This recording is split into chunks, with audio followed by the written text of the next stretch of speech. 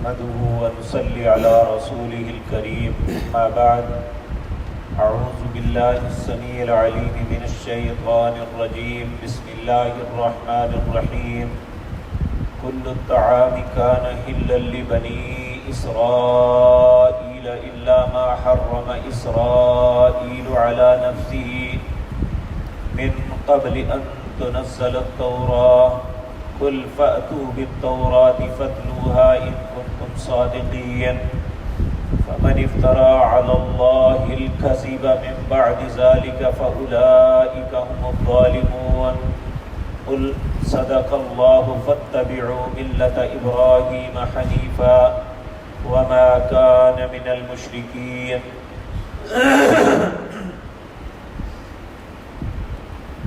حضرات محترم، چوتھے پارے کی پہلی آیت میں اللہ رب العزت نے اہل ایمان کو خرچ کرنے کا حکم دیا، لیکن اس کے ساتھ ایک شرط لگائی کہ ہرگز نیکی نہیں ہے حتی تنفقوا مما تحبون، جب تک تم وہ چیز خرچ نہ کرو جو تمہیں محبوب ہے۔ اس کے بعد فوراً اپنی بات کا رخ اللہ رب العزت اسرائیل یعنی حضرت یعقوب علیہ السلام کی طرف پھیر رہے ہیں۔ یعقوب علیہ السلام یہ ابراہیم کے پوتے تھے، سیدنا ابراہیم کے بیٹے اسحاق، اسحاق کے بیٹے یعقوب تھے، اور یعقوب کا دوسرا نام اسرائیل تھا۔ اسرائیل کا عربی میں معنی ہے عبداللہ۔ ان کے 12 بیٹے تھے، جن میں ایک سیدنا یوسف علیہ السلام بھی تھے۔ ان 12 بیٹوں کی وجہ سے ہی ان کی ساری اولاد بنی اسرائیل کہلائی۔ آج بھی جو یہود ہیں وہ بنی اسرائیل ہی اپنے آپ کو کہتے ہیں۔ سیدنا یعقوب علیہ السلام کے ساتھ ایک معاملہ ایسا ہوا کہ آپ بیمار ہو گئے۔ ائمہ مفسرین لکھتے ہیں انہیں عرق النساء کی بیماری ہو گئی۔ اس میں یہ ہوتا ہے کہ انسان کا جسم بڑا دکھتا رہتا ہے اور نیند نہیں آتی، عجیب سی کیفیت ہوتی ہے۔ جب یہ بیماری بہت بڑھ گئی تو سیدنا یعقوب نے اللہ کے سامنے ایک منت مانی کہ اگر اللہ مجھے صحت عطا فرما دے تو میں اپنی محبوب ترین چیز کو ترک کر دوں گا۔ اللہ رب العزت نے آپ کو صحت عطا فرمائی تو آپ نے 2 چیزیں اپنے اوپر حرام کر لی، ایک اونٹ کا گوشت اور ایک اونٹنی کا دودھ۔ یہ دونوں چیزیں آپ کے لیے زندگی کی محبوب ترین چیزیں تھیں جنہیں آپ نے ترک کر دیا۔ اور یہ بات یاد رکھیں کہ کسی چیز کو اپنے اوپر حرام قرار دے لینا یہ پہلی امتوں میں تو ہو سکتا تھا، لیکن نبی کریم صلی اللہ علیہ وسلم کے امتی ہونے کے حق ناطے ہم یہ کام نہیں کر سکتے، کیونکہ ہمارے سردار، ہمارے قائد، ہمارے آقا جناب محمد الرسول اللہ صلی اللہ علیہ وسلم نے بھی ایک چیز اپنے اوپر حرام کر لی، وہ شہد تھا کہ آپ اپنی ازواج کے گھروں میں جاتے تو ایک زوجہ آپ کو شہد کا شربت بنا کے دیتی، اور کھانے کے آداب میں یہ ادب ہے کہ جب آپ کو کوئی کھلاتا یا پلاتا ہے تو پھر اس کی حوصلہ افزائی کے لیے انسان تھوڑی دیر اس کے پاس بیٹھے۔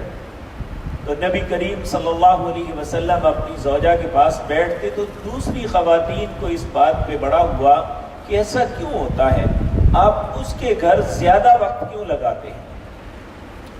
تو جب پتہ چلا تو پھر انہوں نے ایک پلاننگ بنائی۔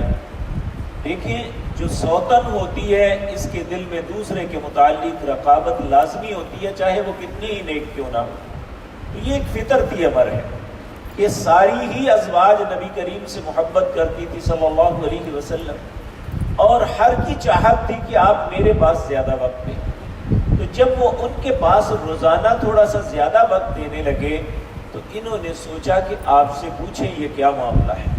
جب پوچھا گیا تو کہنے لگے آپ نے فرمایا کہ وہ مجھے ایک شربت پلاتی ہے جس کی وجہ سے میں تھوڑی دیر ٹھہرتا ہوں۔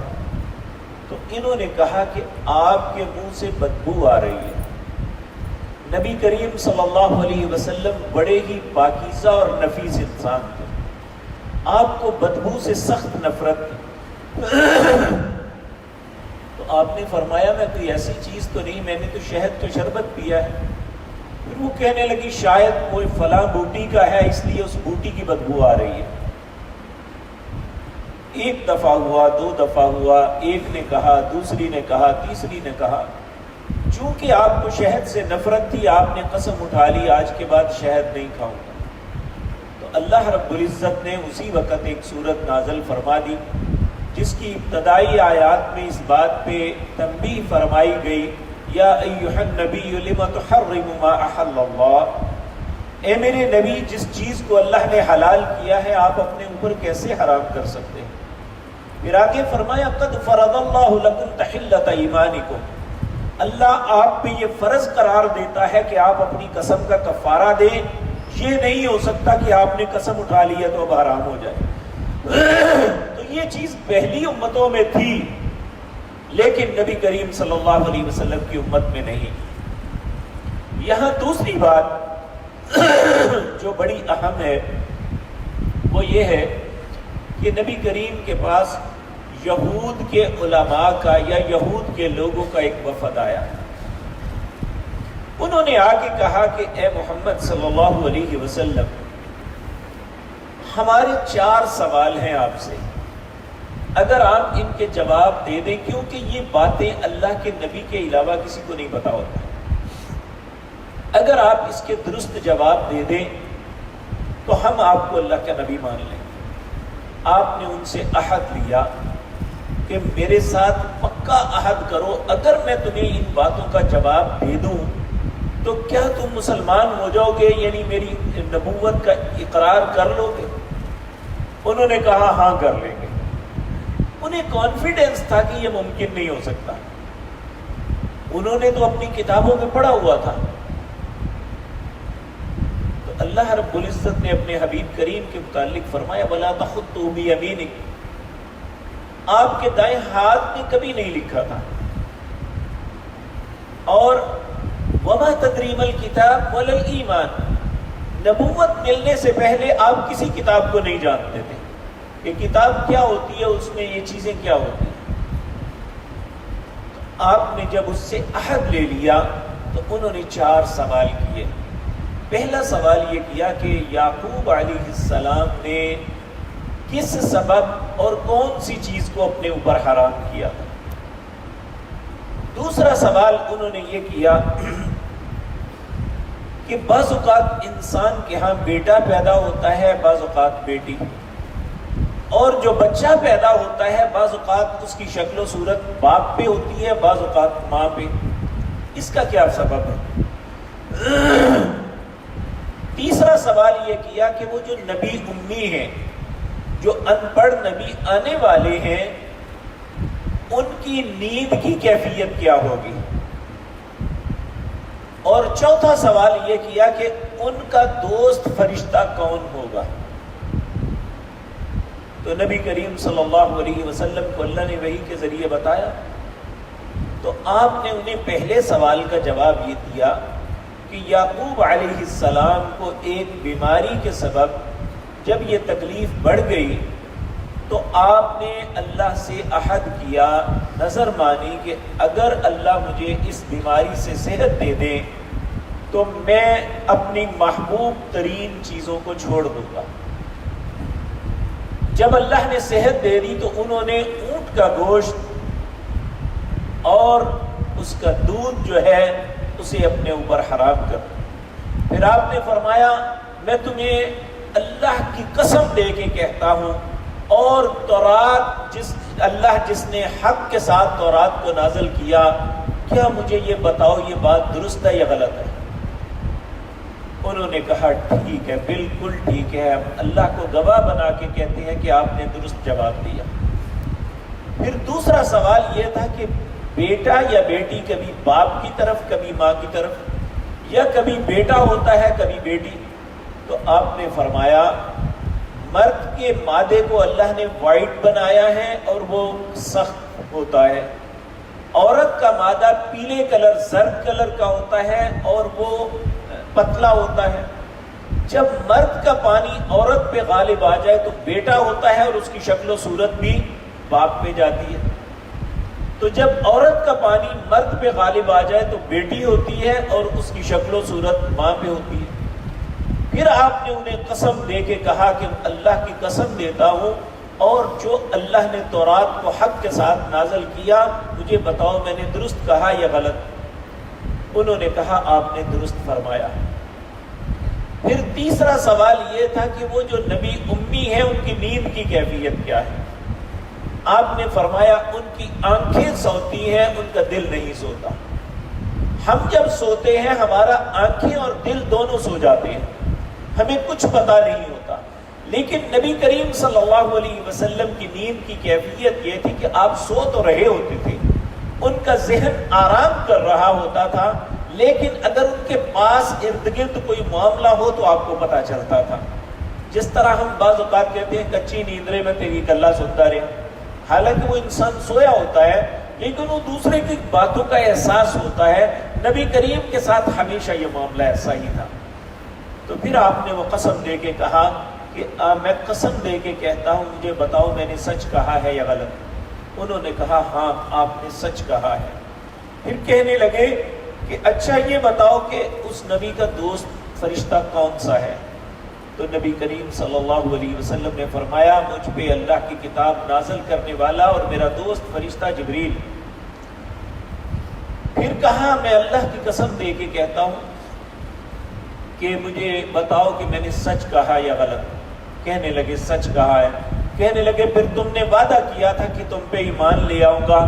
وہ فوراً بدک کے بولنے لگے، کہنے لگے اگر تمہارا دوست فرشتہ جبریل نہ ہوتا تو ہم آپ پہ ایمان لے آتے، یہ جبریل ہمارا دشمن ہے اس لیے ہم آپ پہ ایمان نہیں لائیں گے۔ یعنی یہ ایسی کمینگی ہوتی ہے ان لوگوں میں جس کے اندر حق کو قبول کرنا ہی نہیں ہوتا، یعنی ساری باتیں خود ہی پوچھی، اس عہد کے ساتھ پوچھی اگر آپ ان کا صحیح جواب دے دیں گے تو آپ کو نبی مان لیں گے، لیکن پھر بھی نہ مانا۔ اور آج بھی کیفیت یہی ہے کہ ہم میں سے بے شمار لوگ ان کے سامنے حق واضح ہو جاتا ہے لیکن وہ اس لیے قبول نہیں کرتے کہ وہ اپنی بات کو، اپنے عقیدے کو، اپنے ماں باپ کے طریقے کو چھوڑنا نہیں چاہتے۔ یہ بہت بڑی بدقسمتی ہے کسی بھی انسان کے لیے کہ اس کے سامنے حق ظاہر ہو جائے اور وہ حق کو قبول نہ کرے۔ آپ پچھلی آیات میں یہ بات پڑھ کے آئے ہیں، اللہ نے کہا کیف یہدی اللہ قوما کفروا بعد ایمانہم، اللہ اس قوم کو کیسے ہدایت دے گا جو ایمان لانے کے بعد، بات مان لینے کے بعد باوجود کفر کرتے ہیں۔ وَشَهِدُوا أَنَّ الرَّسُولَ حَقٌّ، اور وہ جانتے ہیں کہ اللہ کے نبی سچے ہیں صلی اللہ علیہ وسلم۔ تو یہاں بھی اللہ رب العزت یہ بات بتلا رہے ہیں کہ کل الطعام، ہر کھانا، کان حلا لبنی اسرائیل، اللہ نے بنی اسرائیل پہ حلال کیا تھا، الا ما حرم اسرائیل علی نفسی، مگر جس چیز کو اسرائیل نے اپنی جان پہ حرام کر لیا، یعنی اونٹ کا گوشت اور اس کا دودھ۔ یہ یہاں تک چلتا رہا کہ اللہ نے تورات میں اسے ایکچول حرام کر دیا ان کے لیے، اور پھر اللہ نے یہ چیزیں امت محمد رسول اللہ صلی اللہ علیہ وسلم پر حلال کر دی، جس کے متعلق اللہ رب العزت قرآن میں کہتے ہیں الذین یتبعون الرسول النبی الامی الذی یجدونہ مکتوبا عندهم فی التوراۃ والانجیل والقرآن یأمرهم بالمعروف وینہاہم عن المنکر ویحل لکم الطیبات وَيُحَرِّمُ عَلَيْهِمُ الْخَبَائِثَ وَيَضَعُ عَنْهُمْ إِصْرَهُمْ وَالْأَغْلَالَ الَّتِي، ان پہ اللہ حلال چیزوں کو حلال کر دیا اور حرام کو حرام کر دیا۔ ان کے گلوں میں جو انہوں نے خود بوجھ ڈالے ہوئے تھے میں نے امت محمد الرسول اللہ صلی اللہ علیہ وسلم کے گلے سے سارے بوجھ اتار دیے۔ لیے اللہ نے پھر اسی دین کو پھر لاگو کر دیا جو سیدنا ابراہیم پہ تھا. کچھ چیزیں جو حرام کی تھی وہ ابراہیم کے پوتے سیدنا یعقوب نے کی تھی، ابراہیم پہ وہ حرام نہیں تھی. تو اللہ رب العزت اپنے حبیب کریم کی زبان سے انہیں یہ بات بتلا رہے ہیں. تو جب انہیں یہ بات بتلائی تو وہ کہتے ہیں ہماری کتاب میں تو ایسی کوئی بات نہیں ہے. تو اللہ نے کہا کل انہیں کہہ دیجئے فَأْتُوا بِالتَّوْرَاةِ فَاتْلُوهَا، تم تورات لاؤ، اس کی تلاوت کرو، میں تمہیں بتاتا ہوں ہے یا نہیں. لیکن یہ تورات لے کے نہ آئے کیونکہ انہیں معلوم تھا کہ نبی سچ فرما رہے ہیں اور یہ جھوٹ بول رہے ہیں. کہا ان کنتم صادقین، اگر تم اپنی بات میں سچے ہو تو تورات کو لے کے آؤ اور اس کی تلاوت کر کے میرے سامنے بتاؤ، میں تمہیں بتاتا ہوں کہ کہاں جو میں نے بات کہی ہے وہ تورات میں بھی موجود ہے. اللہ رب العزت فرماتے ہیں لیکن یہ اللہ پہ جھوٹ باندھ رہے ہیں. فَمَنِ افْتَرَىٰ عَلَى اللَّهِ الْكَذِبَ مِن بَعْدِ ذَلِكَ، جو بھی اللہ پہ جھوٹ باندھے گا، جو بھی افطرا کرے گا اللہ پر الکذب، جھوٹ کا، من بعد ذلک، اس کے بعد کہ اسے پتہ چل جائے یہ باتیں ٹھیک ہیں، فاولئک هم الظالمون، وہ سمجھ لے وہ ظالم انسان ہے جو اللہ پہ جھوٹ باندھ رہا ہے. قل صدق اللہ، قل انہیں کہہ دیجئے اللہ سچے ہیں اور اللہ نے سچ کہا ہے. فاتبعوا ملت ابراہیم حنیفا، میں تمہیں کہتا ہوں کہ تم اتباع کرو ابراہیم کی ملت کی جو مشرک نہیں تھے، یکتا تھے. حنیفا وما کان من المشرکین، ابراہیم مشرکوں میں سے نہیں تھے، یہود شرک کی گندگی میں مبتلا ہو چکے تھے. کہا اگر تم یہ چاہتے ہو، یہ کہتے ہو کہ ہم ملت ابراہیم پہ ہیں، تو ملت ابراہیم وہی ہے جو اللہ نے مجھ پہ نازل کی، یعنی ابراہیم کا دین ہی اسی کا اگلا حصہ جناب محمد الرسول اللہ پہ نازل ہوا. تو یہ وہ باتیں ہیں جو اللہ نے یہود کو اس وقت بتائی اور اس میں ہمارے لیے بھی یہ سبق ہے کہ ہمارے سامنے بھی جب کوئی حق بات ظاہر ہو جائے کہ یہ اللہ کا حکم ہے یا اس کے رسول کے طریقے میں یہ بات ہے، تو ہمیں وہ بات قبول کر لینی چاہیے. اس کا انکار کرنا اپنے آپ کو ہلاکت میں ڈالنا ہے. اللہ ایسی ہلاکت سے ہم سب کو محفوظ رکھے. اقول قولی ھذا واستغفر اللہ